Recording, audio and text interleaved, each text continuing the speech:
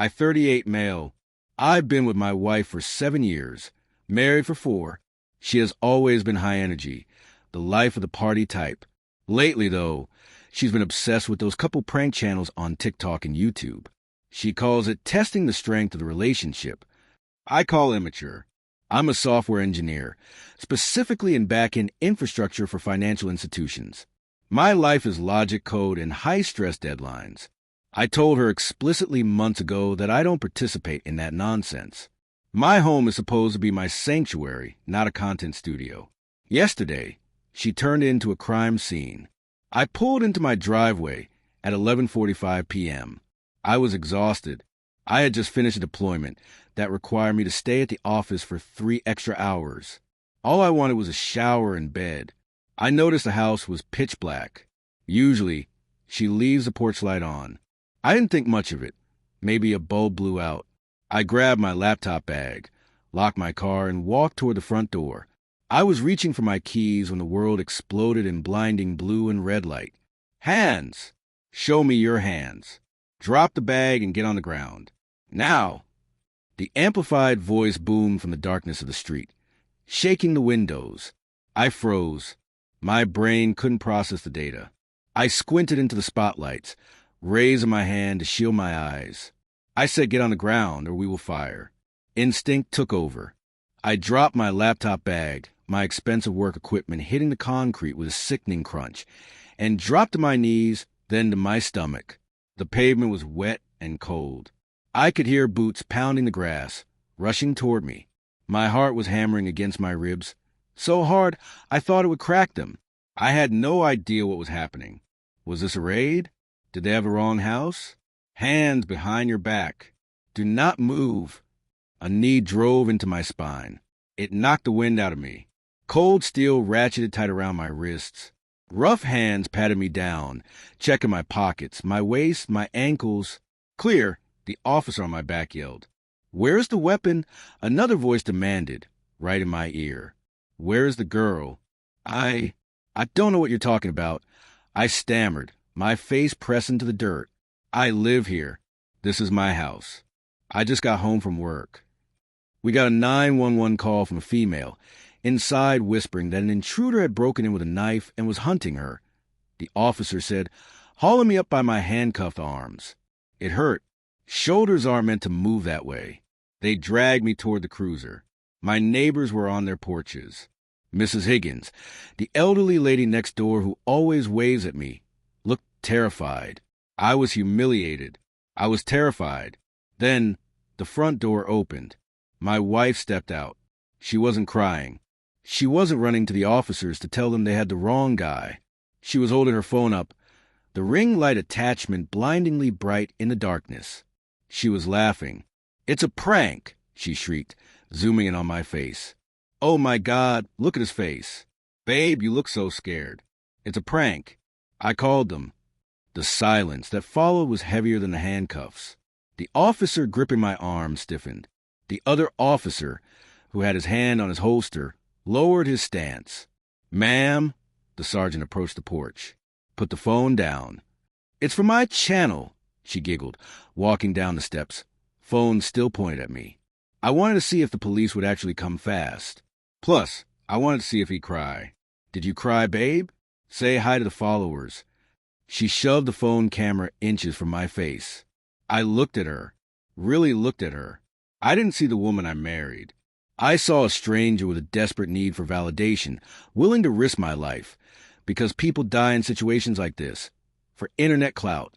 The sergeant snatched the phone out of her hand. This isn't a game, lady. You called in an active home invasion with a weapon. We have officers en route from 3 districts. We came in here ready to engage a lethal threat. Chill, officer. She rolled her eyes, her tone shifting instantly from bubbly to annoyed. I told the dispatcher it was urgent. I didn't say he actually had a knife. I just said, I thought I saw one. It's not a big deal. Just let him go. We have it on video. It's hilarious. The sergeant looked at me. He looked tired. He looked angry. He unlocked the cuffs. I rubbed my wrists. There were deep red indentations. Sir, the sergeant said, his voice low and serious. In this state, Filing a false police report, specifically one that induces a swatting response, is a felony. It's also a misuse of emergency resources.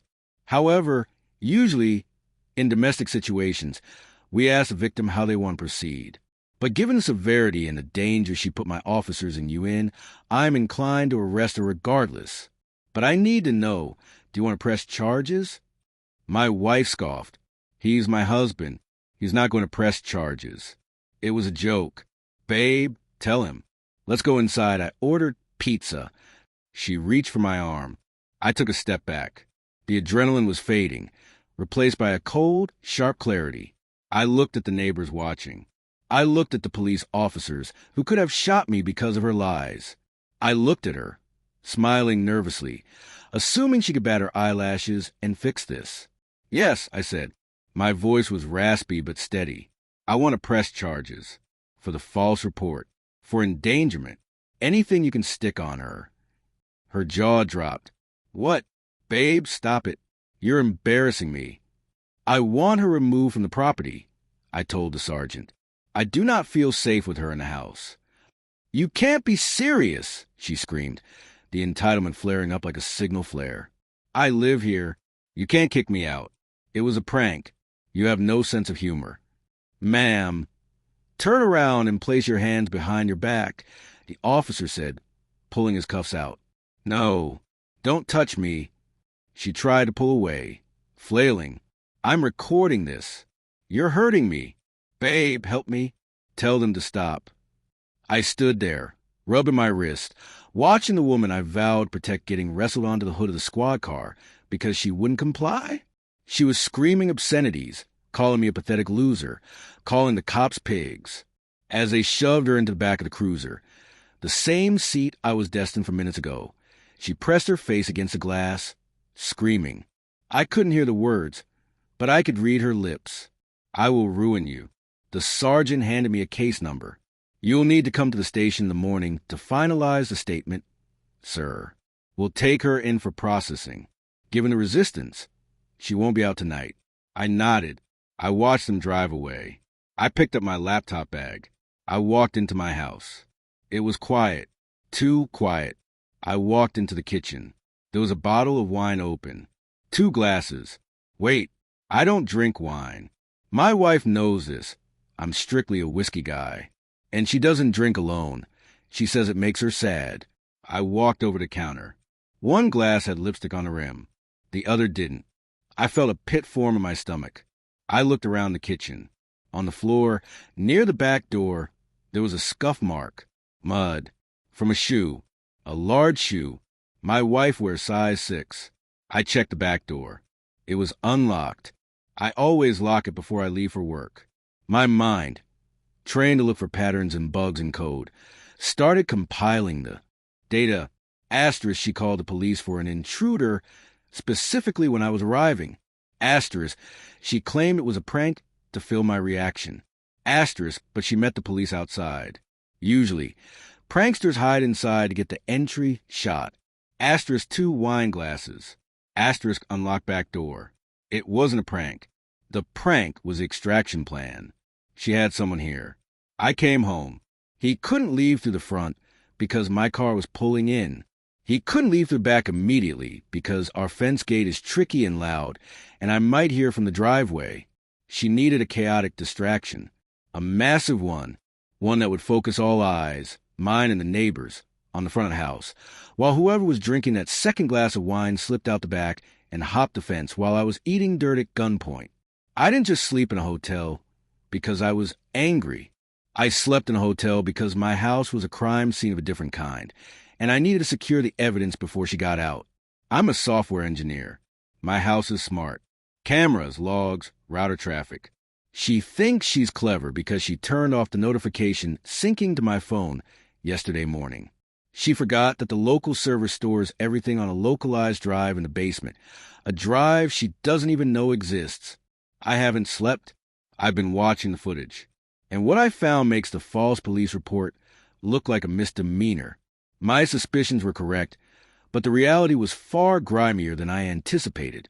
The timestamp showed 8:30 p.m. A man entered my home. Not a stranger. It was my brother-in-law's best friend, a guy I've had at my BBQs, a guy who shook my hand last Thanksgiving. Let's call him Mark.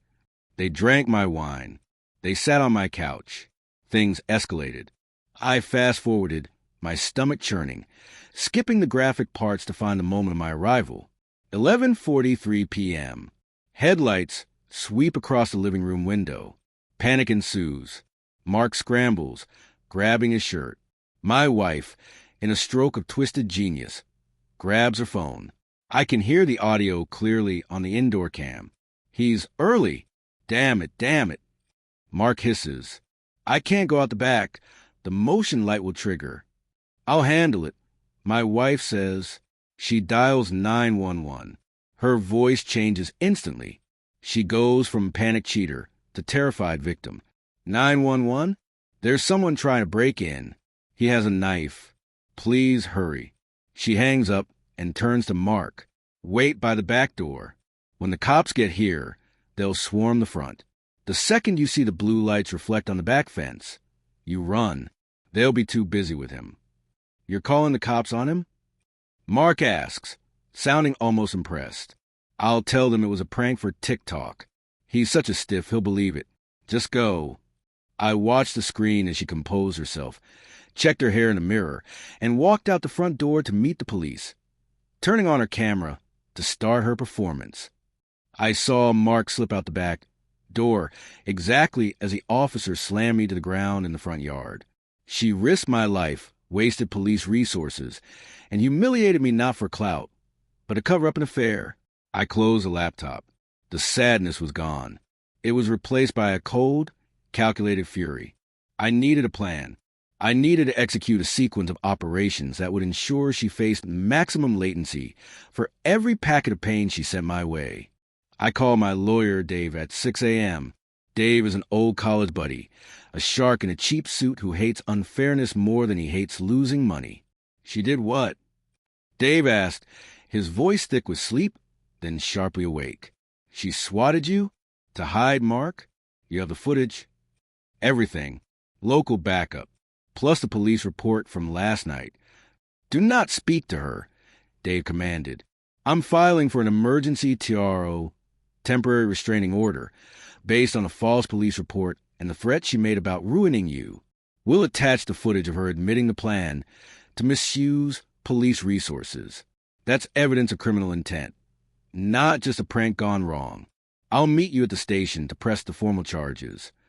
I went to the police station at 8 a.m. The sergeant from the night before was there, looking like he needed more coffee. When I showed him the footage, specifically the part where she orchestrated the 911 call as a diversion, his face went red. That upgrades it, he muttered. That's not just filing a false report. That's conspiracy, obstruction of justice. She used my officers as decoys. They kept her held. She wasn't getting out on a simple signature bond anymore. But entitlement is a hell of a drug. By noon, she had used her one phone call to call her mother, MIL. My phone started blowing up. MIL, how dare you leave my daughter in jail? She was just playing a joke. You are a cruel, heartless man. Drop the charges now, or we will sue you for emotional distress. MIL, I'm going to the house to get her things. Unlock the door. I texted back once. Do not go to the house. The locks have been changed. The police are monitoring the property. Contact my lawyer. Then the dirty trick started.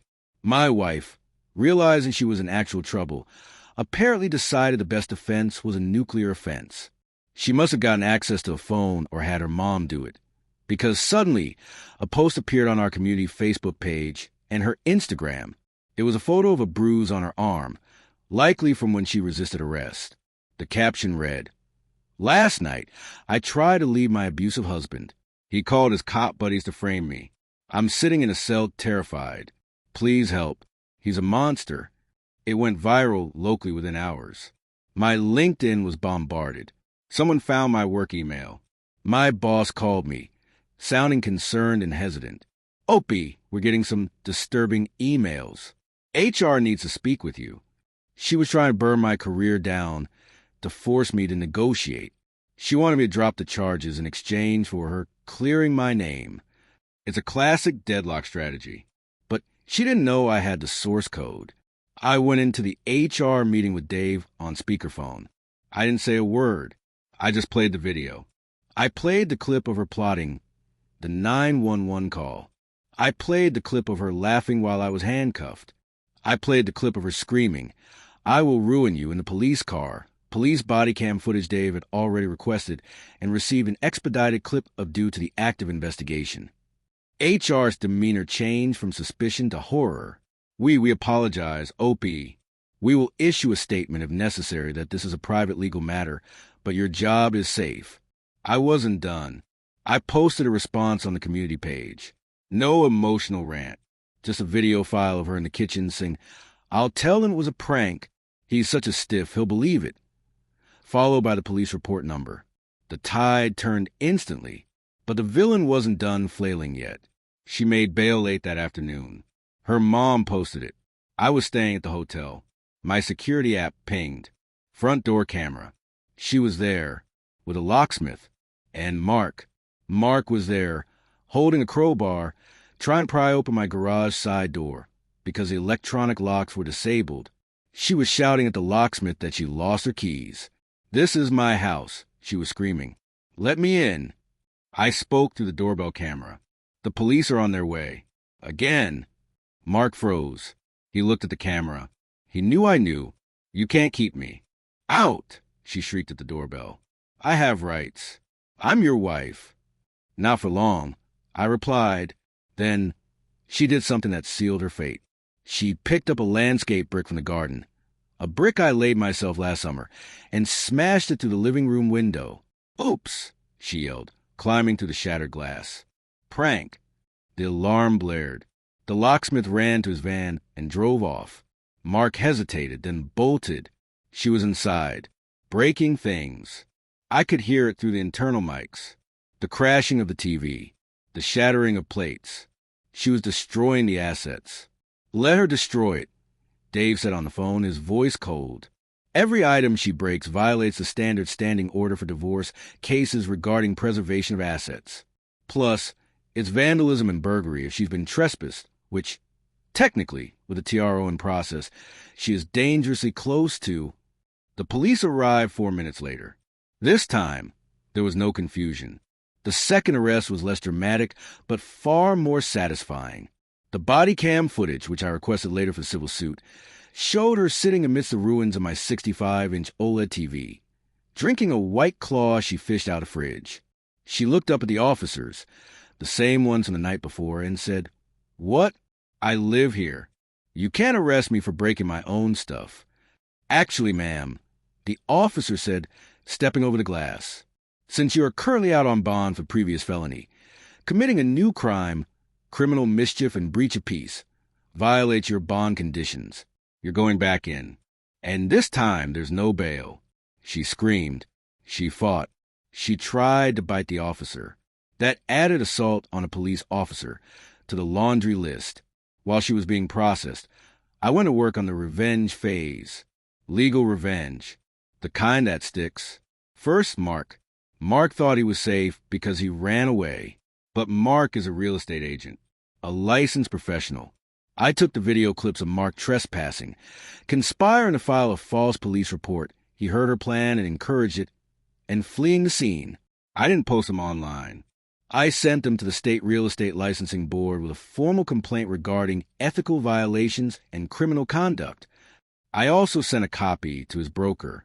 You can't sell houses when you're under investigation for conspiracy to commit a felony. Mark was fired 3 days later. His face, captured in 4K resolution on my kitchen cam, made it hard for him to argue it wasn't me. Then the divorce.